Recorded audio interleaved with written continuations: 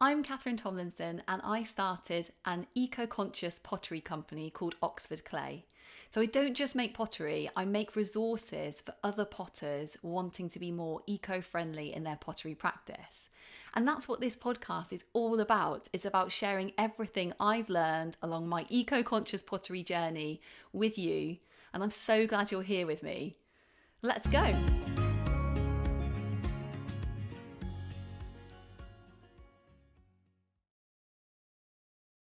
Hi everyone, welcome back to the Oxford Clay Pottery Podcast. I'm Catherine Tomlinson and it's really nice to be here with you all today. What we're going to talk about today is the difference between earthenware and stoneware pottery. Because, yeah, definitely when I first started making pottery, this differentiation really confused me. And my pottery teacher at evening classes was like, you've got to put your pottery in the right section, because we used to have two different sections for firing earthenware pottery and then firing stoneware pottery. And I used to be like, oh no, have I got the right clay and have I put it in the right section of the sort of kiln area, the ready to fire section. So that's what this episode really is all about, is to really sort of clarify the difference between the two. And I've written down the temperatures as well of stoneware and earthenware, so I'll be referring to those as well. So, right, so let's get started. So, essentially, there are loads of different types of clay in the world, and also clay, it can be made from a sort of composition of loads of different rocks and materials. So, I actually make my own clay. And I make it from a combination of three different types of ball clay: china clay, feldspar, quartz, and that's it. So I mix all those together, and that's how I make like my casting slip.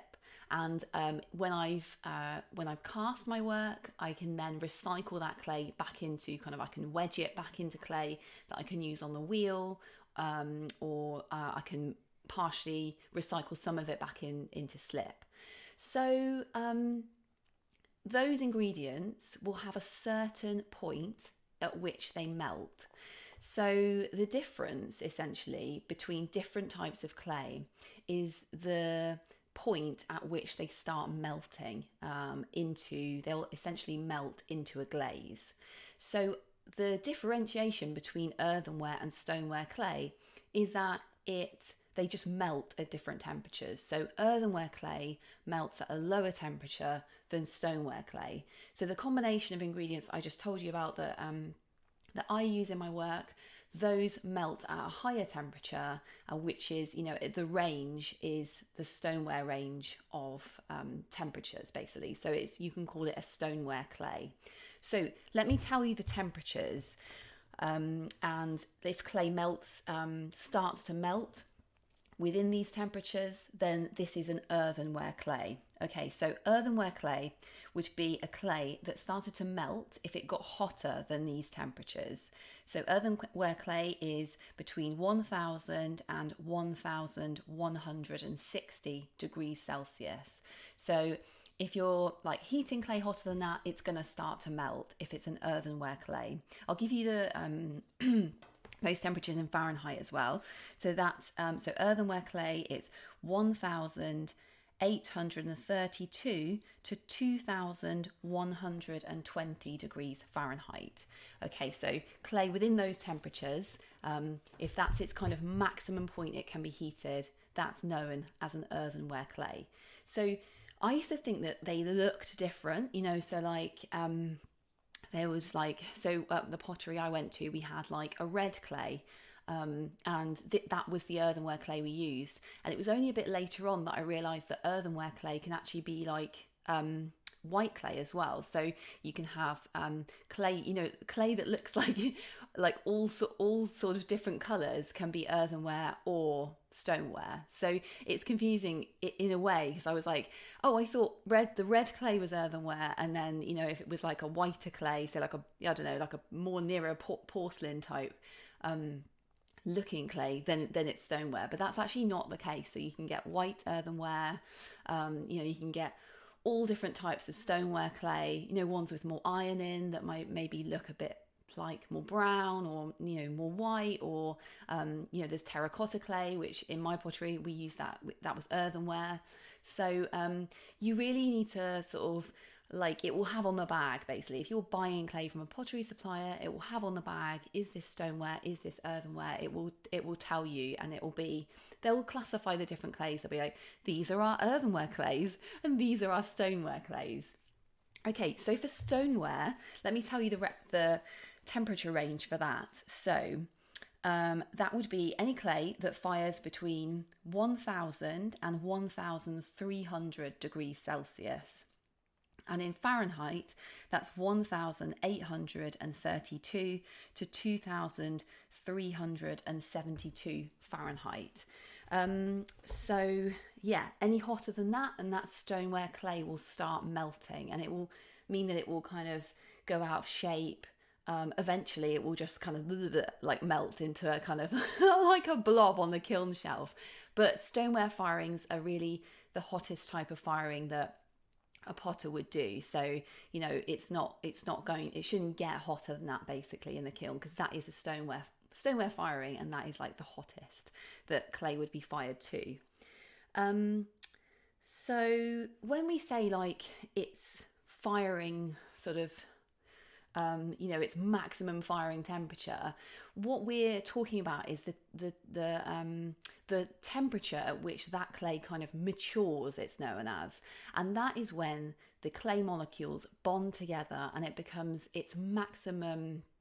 They call it vitrification, when clay then stops letting water through. It stops becoming porous. Those clay molecules have fused together. So it's at that point, that is the point at which the clay reaches maturity. And then firing beyond that, those clay molecules, the clay body will start to melt. So I hope that's clarified the kind of difference between earthenware and stoneware. Basically, it's basically just the range of temperature at which that clay reaches maturity, and beyond that it will start to melt. So there's another factor to this, and this is the fact that glaze firings are divided into earthenware and stoneware glaze firings. So you might have heard people talking about low fire or high fire glazes. That's kind of like a term that's used in pottery. And low fire glazes, and you might have even heard people refer to like cone 6. That low fire, cone 6, earthenware, that's all the same temperature range. And then high fire, it would be like cone 8, cone 7, 8, 9, maybe not 7, it'll be like 8, 9, 10. Those are stoneware firing. That's a stoneware firing range of temperature. So cones, like some potters use cones, and what a cone is basically it melts at the point where the kiln has got like to the temperature that you want it. But if you're using like an electric kiln, lots of potters use an electric kiln, they'll have a programmer, like a temperature sensor inside generally. So that kiln will be telling you the temperature it's at, and cones are not something you would need. You would need a viewing window to use a cone, because otherwise you won't be able to see if the cone has melted, because that's what you're testing. You're like, is the cone melted? Oh, the kiln is the right temperature. So in terms of firings, you can fire any type of clay in an earthenware glaze firing. So that's because stoneware clay will be able to be fired absolutely fine in an earthenware glaze firing, because it can withstand higher temperatures than that. So but you cannot do it the other way around. So you cannot fire an earthenware clay in a stoneware glaze firing, and that's because it's too hot and the clay will disintegrate, it will start melting basically. So let's go through the firing temperatures. So generally speaking, an earthenware glaze firing will be fired between 1020 degrees Celsius to 1180 degrees Celsius. So that will be the hottest that glaze firing will get in order to mature the clay and the glaze in that firing. So I'll give you those in Fahrenheit as well. That's 1,868 to 2,156 degrees Fahrenheit. So that range of temperature, that is the range of temperature of an earthenware firing. And like I said, you can fire any clay in an earthenware glaze firing. So if you see a really nice like earthenware glaze, and you're using a stoneware clay, absolutely fine. You could put that on and you can fire it. It's going to be absolutely fine. Okay. So let's go through what stoneware, the temperature range of a stoneware firing. So that will be between 1,180 degrees Celsius to 1,300 degrees Celsius. So that 1,300 degrees Celsius would be like a cone 10 or 11, right up to, that's like a porcelain type temperature that you would fire porcelain to. So in terms of Fahrenheit, what temperatures that is Fahrenheit, it's 1,256 degrees to 2,372 degrees Fahrenheit. So so I fire my work actually in the kind of middle of that range, and I fire my work to 1,260 degrees, and that's the ideal temperature for the glaze I use, the ash glaze I use. It's a stoneware ash glaze. I use a stoneware clay that can withhold those temperatures, and doesn't melt. That's the temperature my clay and glaze needs to reach maturity for the glaze to melt. So I need that ash glaze, I need that, the minerals in the ash glaze to be melting, and that's the temperature at which that happens. And then I hold it there for 15 minutes, and then the kiln cools down. So if you're interested actually in a kiln schedule, like what a kiln schedule is and like what a kiln schedule would look like, I've done a whole podcast episode on that actually.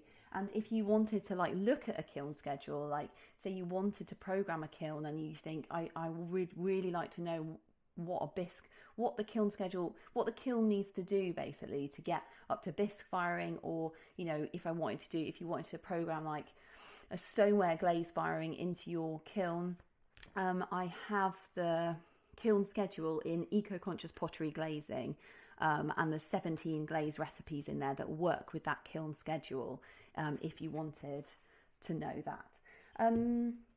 So that's it really. I hope that's kind of clarified the difference. And I guess if you take one thing away, or maybe even just maybe two things away from this episode, it's really that so not all clay basically can be fired to all temperatures. So it's really just, if you want a clay that can be fired to all temperatures, earthenware and stoneware, then look for a stoneware clay, because that can be fired lower and that can be fired, it can be fired higher in stoneware temperatures.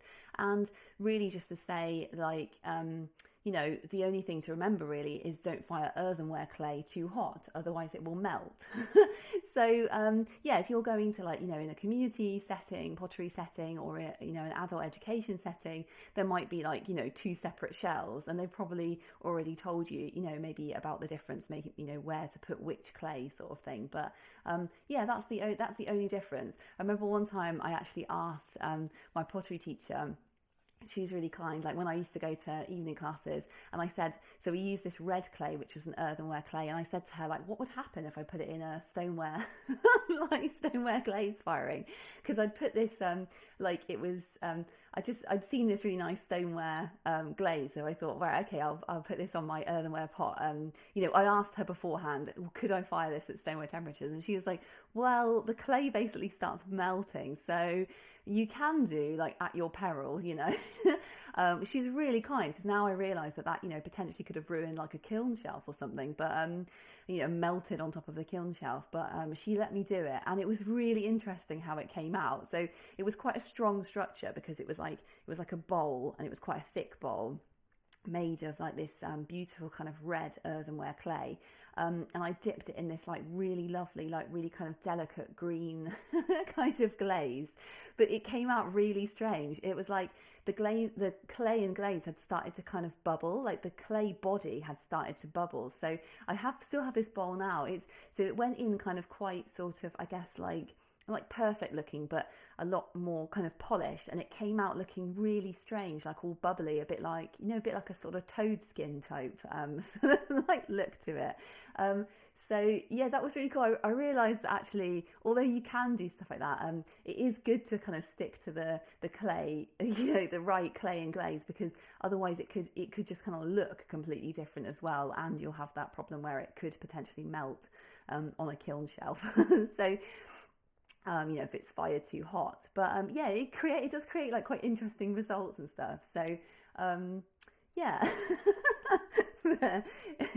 But yeah, no, it's been so nice talking to you about the difference between earthenware and stoneware.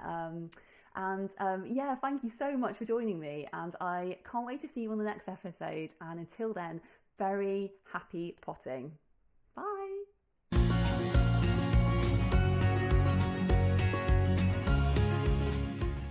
So if you enjoyed that and you're interested to learn more about eco-conscious pottery, head over to the Oxford Clay website, which is www.oxfordclay.co.uk.